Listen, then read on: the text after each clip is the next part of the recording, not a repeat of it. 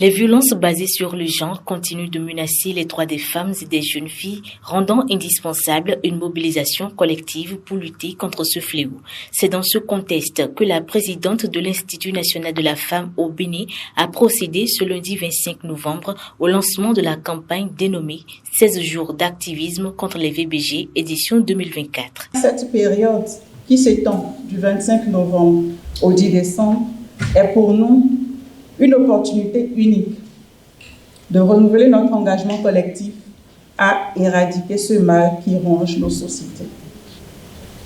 En effet, les violences faites aux femmes et aux filles sont une atteinte grave aux droits humains. Elles privent les victimes de leur dignité, de leur liberté et de leur capacité à s'épanouir pleinement.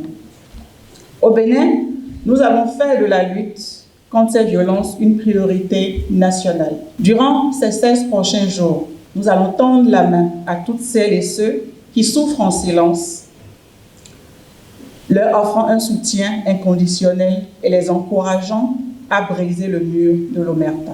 Axé sur le thème central riposter et se reconstruire après les violences, il s'agira durant ces 16 jours de multiplier les actions de sensibilisation, de prévention et de prise en charge des victimes. Revenant au thème de nos 16 jours d'activisme contre ces VBG intitulé « Riposter et se reconstruire après les violences », je me permets de rappeler que la riposte fait référence à l'ensemble des actions entreprises pour répondre rapidement et efficacement aux actes de violence, qu'ils soient physiques, psychologiques, économiques ou sexuels. Cela inclut une série de mesures visant à protéger les victimes, punir les auteurs et prévenir de futures violences.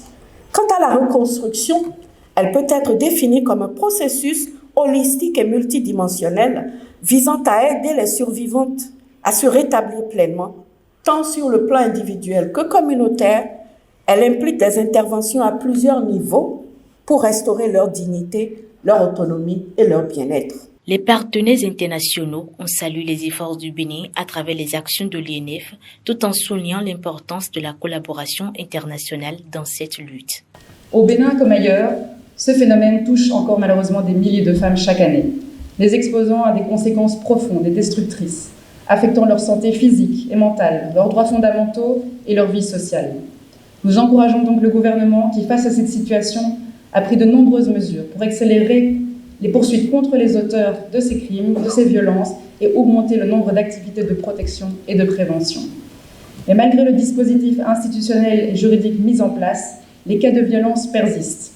Et il faut que tous les acteurs conjuguent leurs efforts pour lutter efficacement contre ce fléau.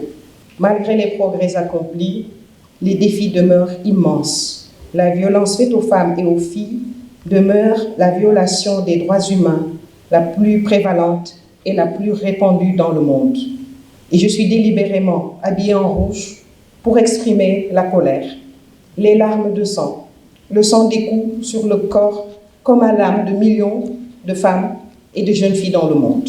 La lutte contre les violences basées sur le genre demeure une responsabilité collective pour construire un avenir où chaque individu peut vivre en dignité et en sécurité. La campagne prendra fin le 10 décembre 2024.